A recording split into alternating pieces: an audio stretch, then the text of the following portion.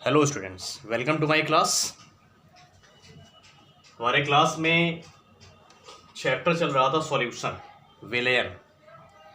तो पिछली क्लास में हमने ये देखा था कि विलयन क्या होता है, मतलब सॉल्यूशन क्या होता है, उसकी डेफिनेशन देखा था और उसका क्लासिफिकेशन देखा था, कुछ एग्जांपल्स की भी बात किया था। इस क्लास में हमारा टॉपिक उसी के आगे से है, ये है सॉल्विलिटी। ठीक है, तो हमने क्या किया था पिछले क्लास में? पिछले क्लास में हमने ये किया था कि सॉल्यूट को लेकर के सॉल्वेंट में डिसॉल्व किया था और सॉल्यूशन बना था। इस क्लास में हम ये करेंगे कि सॉल्यूट को सॉल्वेंट में डिसॉल्व करके सॉल्यूशन बनाएंगे और उस सॉल्यूशन में हम ये देखेंगे कि जो सॉल्यूट है उसकी सॉल्विलिटी क्या है। ठीक है, मतलब विलेय को विलायक में मिला करके विलयन बनाएंगे और उस विलयन में हम ये देखेंगे कि जो विलयन के अंदर विलायक है उस विलायक में विलेय की विलेयता क्या है। सॉल्विलिटी को हिंदी में क्या बोलते हैं? विलेयता। ठीक है ना, इसको हिंदी में बोलते हैं विलेयता। आई होप आपको समझ में आ रहा होगा। विलेयता मतलब घुलनशीलता। ठीक है ना, तो अब यहाँ पर सॉल्विलिटी की डेफिनेशन हमने पहले से लिख रखा है ताकि टाइम शॉर्ट हो जाए और वीडियो शूट हो पाए। तो सॉल्विलिटी का मतलब होता है the maximum amount of solute that can be dissolve in 100 gram of given solvent at a particular condition of temperature and pressure. मतलब टेम्परेचर एंड प्रेशर के पर्टिकुलर कंडीशन पर, टेम्परेचर एंड प्रेशर के पर्टिकुलर कंडीशन पर जो विलायक दिए, किसी दिए हुए विलायक के 100 ग्राम मात्रा में किसी भी विलेय की अधिकतम मात्रा, मतलब वो अधिकतम मात्रा जो घुल सकती है, जो डिसॉल्व हो सकती है, उसको हम कहते हैं सॉल्विलिटी। एग्जाम्पल समझते हैं तब आप समझेंगे उदाहरण से। अच्छा, इसको हिंदी में कैसे कहेंगे? हिंदी में ऐसे कहेंगे कि किसी भी दिए हुए विलायक में, किसी भी दिए हुए विलायक के 100 ग्राम मात्रा में किसी विलेय की वह अधिकतम मात्रा जो घुल सकती है, उसे हम क्या कहते हैं? उस विलेय की, उस विलायक में विलेयता कहते हैं। लेकिन उसके लिए कंडीशन है किसकी? तापमान और दाब की।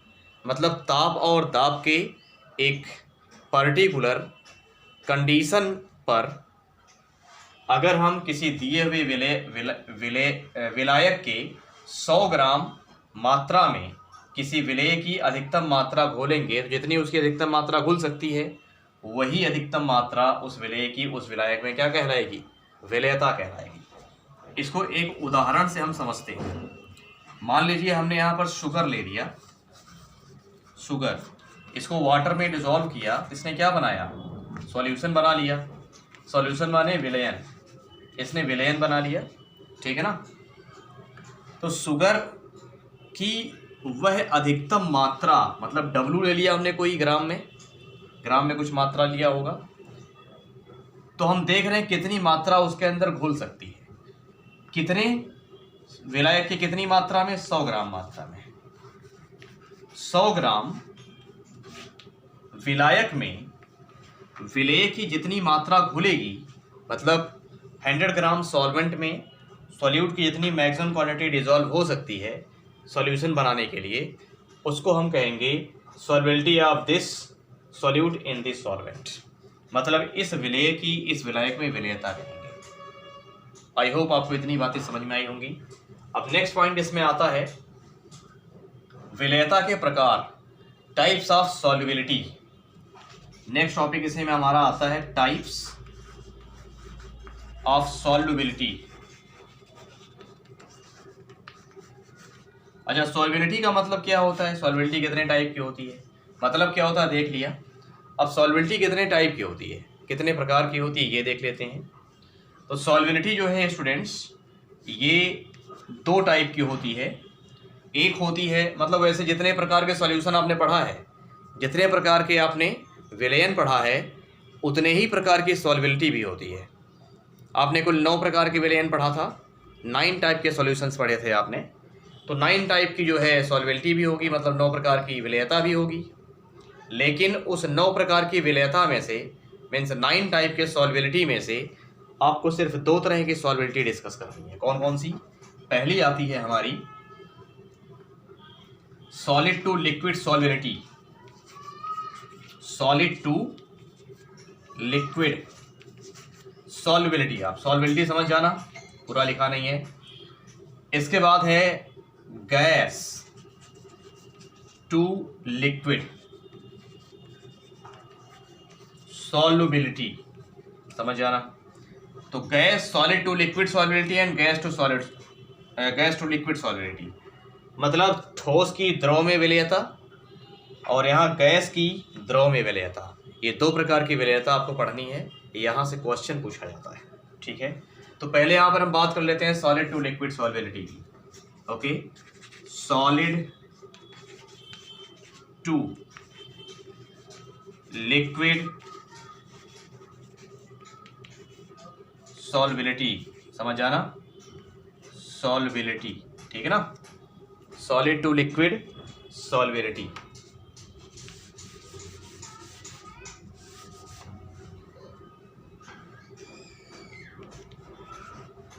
Solid to liquid solubility. अब ये सॉलिड टू लिक्विड सॉल्युबिलिटी क्या होता है? जैसे परिभाषा हमने यहाँ दिया वैसे ही परिभाषा यहाँ भी देंगे।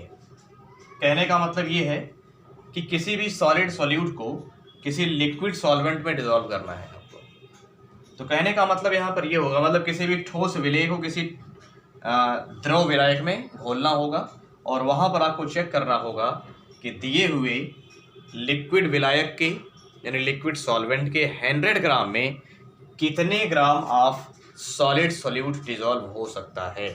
कहने का मतलब जैसे यहाँ पर आपने सॉलिड ले लिया, सॉलिड प्लस यहाँ ले लिया सॉल्वेंट।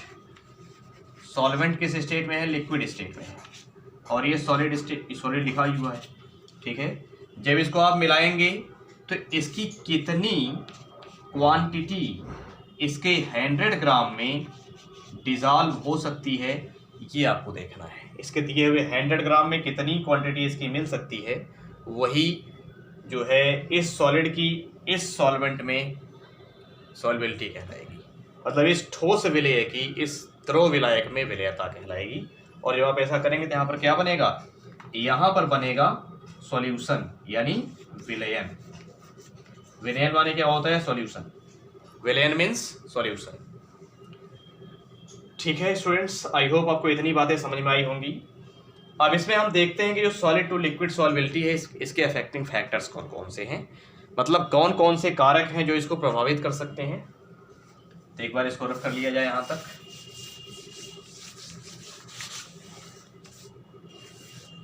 तो अफेक्टिंग फैक्टर्स का मतलब होता है प्रभावी कारक।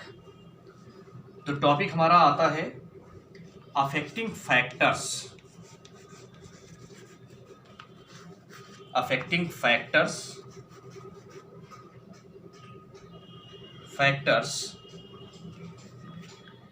Of solid to liquid solubility. Solid to liquid solubility. तो पहला अफेक्टिंग फैक्टर इसमें कौन आता है स्टूडेंट्स? फर्स्ट आता है टेम्परेचर।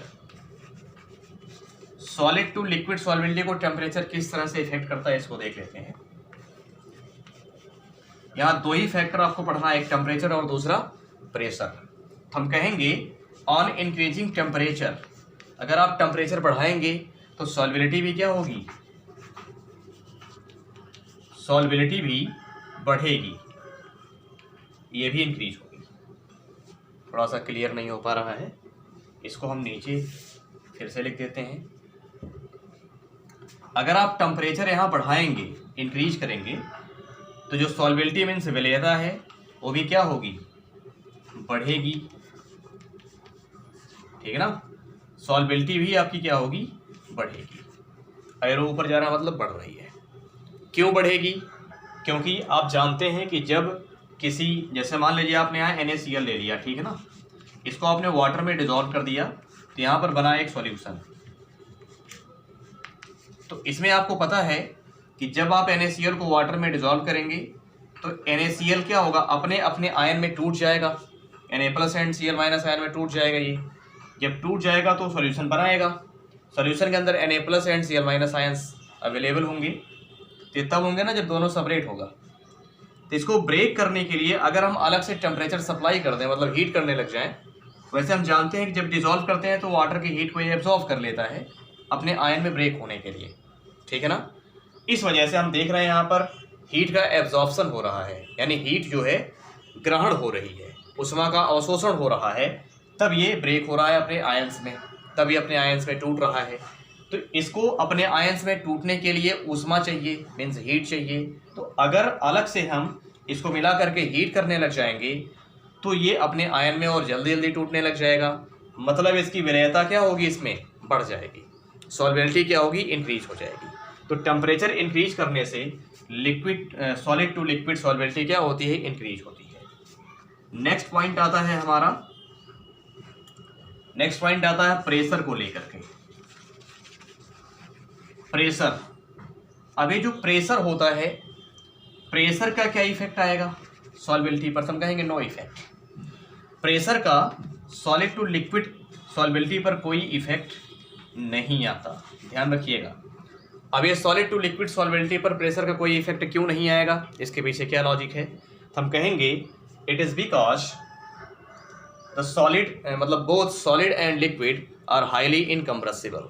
कहने का मतलब ये है कि जो ठोस और द्रव हैं, ठोस विलेय है और द्रव कौन है, विलायक है, ये दोनों ही हाईली इनकम्प्रेसिबल हैं, मतलब दोनों ही बहुत ही ज़्यादा बहुत ही कम संपीड्य होते हैं, बहुत ही कम संपीड्य होते हैं, मतलब इनको आप दबा नहीं सकते। किसी ठोस को प्रेस करिए, कंप्रेस करिए तो दबेगा नहीं, द्रव को भी दबाइए तो जल्दी दबेगा नहीं, मतलब इनकी जो कंप्रेसिबिलिटी होती है या फिर संपीड्यता होती है वो बहुत कम होती है। बात समझ रहे हैं।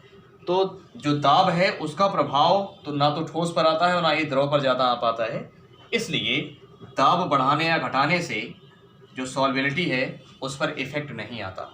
जो आता है बहुत ही माइनर होता है, इतना माइनर होता है कि उसको हम नेगलेक्ट कर देते हैं।